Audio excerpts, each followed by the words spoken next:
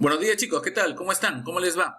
El día de hoy vamos a hablar de un tema sumamente importante. Vamos a hablar del Imperio Árabe, o también llamado Imperio Musulmán, o también llamado Imperio Islámico. Recordemos que el Imperio Árabe nace a partir de una gran cultura, la cultura de los semitas, con una nueva religión que va a tener gran cantidad de seguidores en el mundo, y lo tiene hasta la actualidad.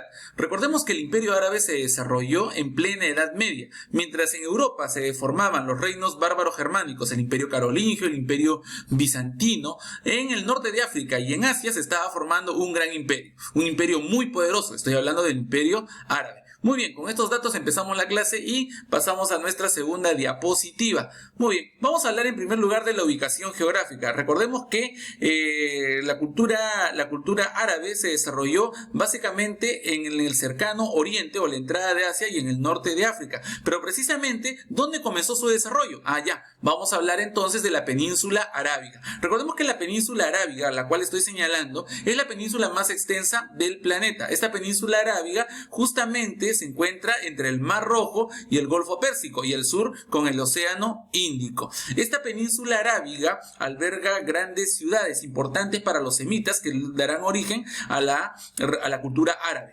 Muy bien, ahora, la región de la península arábiga se puede dividir en dos grandes zonas. Tenemos en la región oriental, ¿no?, al lado del Golfo Pérsico, la Arabia desértica. Y tenemos acá en la región occidental, al lado del Mar Rojo, ¿no?, la Arabia fértil. Recordemos que la Arabia fértil es la que tiene mayor desarrollo justamente por la producción agrícola. Esta Arabia fértil, que se encuentra al lado del Mar Rojo, se divide a la vez también en dos pequeñas regiones, el Hejaz o Hejaz, ¿no?, donde se encuentran las principales ciudades árabes, como la Meca y la Medina, que son ciudades sagradas. Y en el sur, también al lado del Mar Rojo, se encuentra la región del Yemen, que es una zona con buenos suelos de cultivo, por eso también se le llama a toda la región, ¿no?, la Arabia feliz. A la Arabia fértil también se le llama la Arabia feliz por la gran producción agrícola y la construcción de grandes ciudades, las ciudades santas. Mientras que en el lado oriental, ¿no?, cerca al Golfo Pérsico, nos encontramos con la Arabia desértica, que es una zona, ¿no?, con muchos desiertos, estéril, donde prácticamente no existe producción agrícola, pero sí es atravesada por comerciantes nómades. Estos comerciantes nómades los vamos a llamar beduinos, ¿no? Son los árabes beduinos, ¿no?, que transitan en todo el desierto llevando sus productos. Muy bien, nos ubicamos entonces ya donde se desarrolló el Imperio Árabe, donde nació, y luego se va a expandir obviamente a otras regiones, ¿no?, tanto como África, no más allá del Asia, y también llegaron a Europa. Bueno, justamente vamos a ver el mapa que nos va a permitir conocer hasta qué lugares llegaron. Muy bien, la zona que se encuentra de color naranja es la zona, digamos, donde se desarrollaron los árabes a la muerte de Mahoma, el gran fundador de la religión islámica, ¿no? Básicamente la Meca, la ciudad de la Meca y la ciudad de la Medina. Sin embargo, cuando comienzan a gobernar los califas perfectos, ¿no?, la primera etapa del desarrollo de la cultura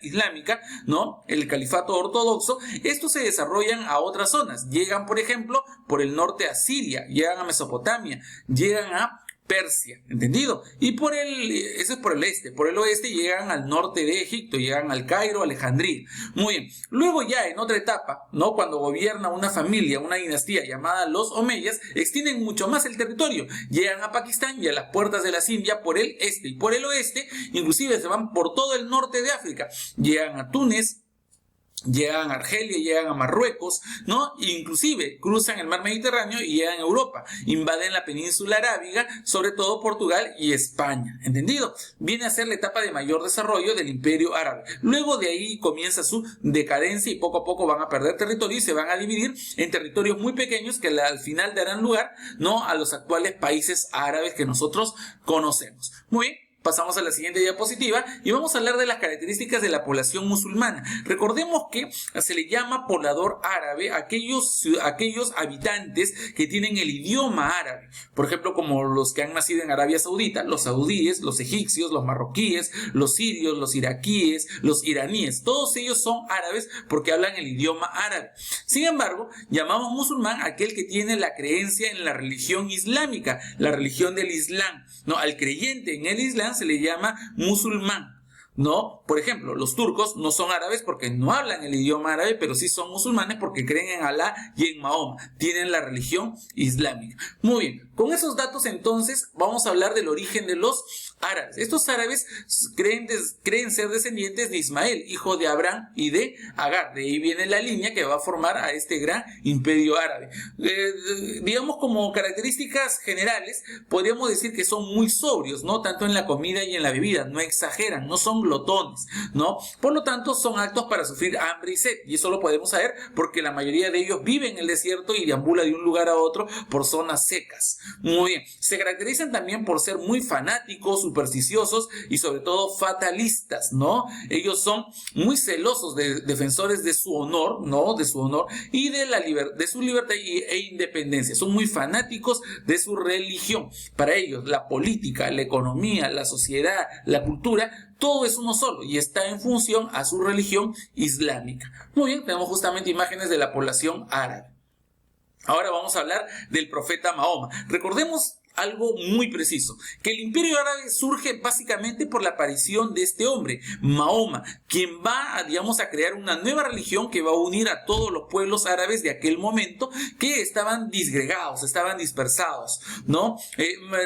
Mahoma era un personaje muy inteligente, muy hábil, ¿no? Y él se dio cuenta de algo importante, que los pueblos de Europa, como los visigodos, los francos, los teutones, todos ellos se peleaban, ¿no? Tenían guerras entre ellos. Sin embargo, cuando se trataba de la religión, se unían por el cristianismo. Y eso es lo que buscaba Mahoma. Mahoma buscaba justamente unir al pueblo árabe que estaba disgregado y era politeísta y era idólatra, ¿no? Porque adoraban rocas, adoraban objetos, ¿no? Quería unirlos en una sola gran religión para formar un gran imperio que le haga contrapeso, obviamente, a los países europeos, ¿no? Al imperio turco y también a los otros al imperio mongol que todavía, estaban haciendo allá en Asia Central. Muy bien, vamos a hablar entonces de Mahoma y vamos a hablar básicamente de este profeta, ¿no? El profeta Mahoma, creador del Islam. Él nació en la Meca en el año 570 después de Cristo.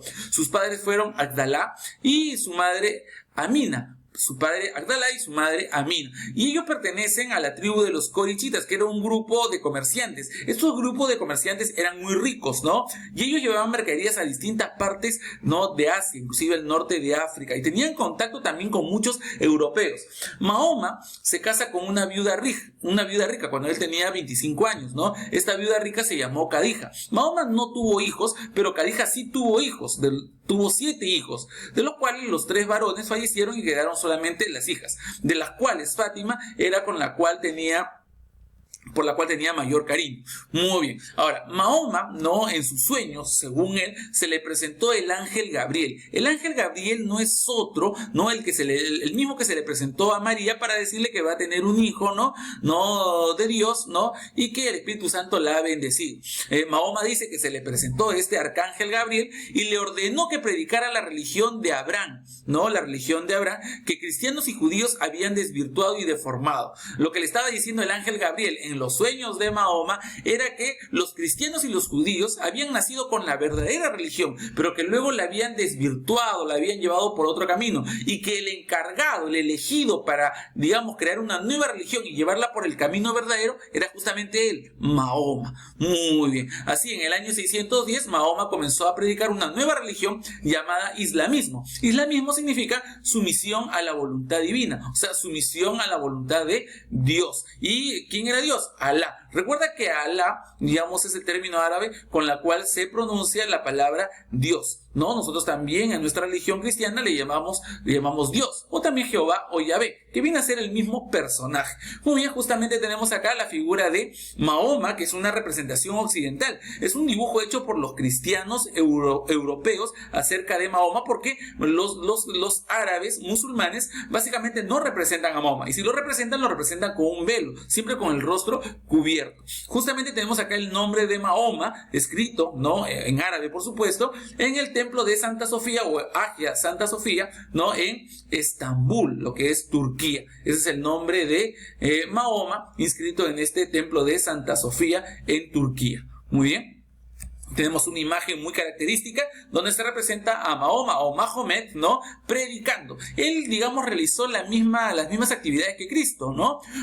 Mahoma iba de pueblo en pueblo contando sus parábolas, ¿no? Digamos, hablando de sus enseñanzas, ¿no? Y tenía una gran cantidad de adeptos. Era un hombre muy hábil con las palabras, un hombre que convencía a la población, y por eso había mucha gente que daba la vida por él, ¿no? Y aprendía mucho con sus enseñanzas. Ahora vamos a hablar de Mahoma y el islamismo, ¿no? La versión histórica, como habíamos dicho, señala, ¿no?, que Mahoma era integrante de una clase comercial árabe, ¿no?, los corichitas, y que en la práctica, ¿no?, cuando llegó a distintas partes, ¿no?, para comerciar, se dio cuenta que los judíos y cristianos eran muy unidos por la religión, aunque ellos tenían guerras, ¿no?, guerras entre ellos. Cuando se trataba de la religión cristiana, de su culto monoteísta, un solo Dios al cual no podían ver, pero que estaba presente en todos lados, era un Dios omnipotente, porque todo lo puede, omnipresente, porque está en todos lados, ¿no? Un solo Dios, ¿ya? Y que por ese Dios se unían todos, el cristianismo, ¿no? Él también observó que los árabes estaban disgregados, estaban dispersados y adoraban, digamos, eran politeístas, tenían varios dioses y también adoraban objetos. Por ejemplo, adoraban una piedra negra, pero la mayor cantidad de tribus árabes adoraba esa piedra negra. Esa piedra negra actualmente se encuentra en un santuario, en el templo principal de los musulmanes, el templo de la Kaaba o santuario de la Kaaba, que se encuentra en la Meca. Tenemos acá justamente una representación cuando se le presenta el arcángel Gabriel a Mahoma. Bueno, ahora, recordemos que Mahoma, inspirado en el cristianismo y el judaísmo, desarrolló un conjunto de creencias sincréticas, es decir, que fusionó la cultura, fusionó la religión, en este caso, la cultura religiosa de los cristianos y judíos, que tenían un culto monoteísta a Dios, Jehová, ¿no?, con la idolatría árabe. Y resultado de esto surge el islamismo. Mahoma creó el Islam en el año 610 y tuvo el apoyo de otro comerciante rico, Abu Bekr, quien lo ayudó a dispersar la creencia en esta nueva religión. ¿Cuál era el objetivo de Mahoma? Cohesionar, unir a los árabes en una sola fuerza política que impulsara el desarrollo de un imperio musulmán, que al igual que otros grupos, todos los árabes se unan a través de la religión con un solo Dios y formar un gran imperio que le haga contrapeso a otros imperios, ¿no? Bueno, justamente tenemos acá el templo de la Kaaba, el santuario de la Kaaba, y en una esquina tenemos justamente la roca negra, que, bueno, le han puesto, chicos, una placa de metal para solamente ver una parte de la roca. Bueno, ahora, justamente, los corichitas, ¿no?, vienen a ser los terratenientes, ¿no?, y grandes comerciantes del Hejaz, ¿no?, que vivían en la Meca y la Medina, y a ese grupo pertenecía Mahoma. Mahoma, digamos, va a ser, digamos, víctima de los celos de estos comerciantes y terratenientes, dueños de tierras, ¿no?, y lo van a perseguir. Mahoma, enterado, huye de la Meca a la Medina, huye de la ciudad de la Meca, como vemos en el mapa, ¿no?, a la ciudad de la Medina, ¿no?, y a esta huida, ¿no?, porque, digamos, huía para salvarse, se le llama la Égira. Sucedió en el año 622 después de Cristo y es el inicio de la era maometana. La Égira es digamos, el hito que marca el antes y después de los árabes. Antes de la Égira y después de la Égira. Antes de Mahoma y después de Mahoma, algo así. En el año 630, después de 8 años, Mahoma regresa con un gran ejército a la Meca, ¿no?, y somete la ciudad, digamos, a su poder y, digamos, mata a todos aquellos que habían conspirado para asesinarlo. 2 años después, Mahoma muere, ¿no? Posteriormente, los califas mandaron a recoger sus enseñanzas en un solo gran libro. Este gran libro, donde están inscritas las enseñanzas, todas las enseñanzas que daba Mahoma, en este libro llamado el Corán, que tiene 114 capítulos o sarias, y que fueron recopiladas por Said, ¿no?, debido a la orden que le dio Omar. Muy bien, tenemos acá la ruta de la Égira, ¿no?, de la Meca a la Medina. Vemos a Mahoma cómo huye, ¿no?, en el año 622 después de Cristo. Muy bien, la evolución histórica del Imperio Islámico es lo que vamos a tratar ahora y vamos a hacer una pausa para regresar con la segunda parte del tema. Muy bien, chicos, hacemos una pausa.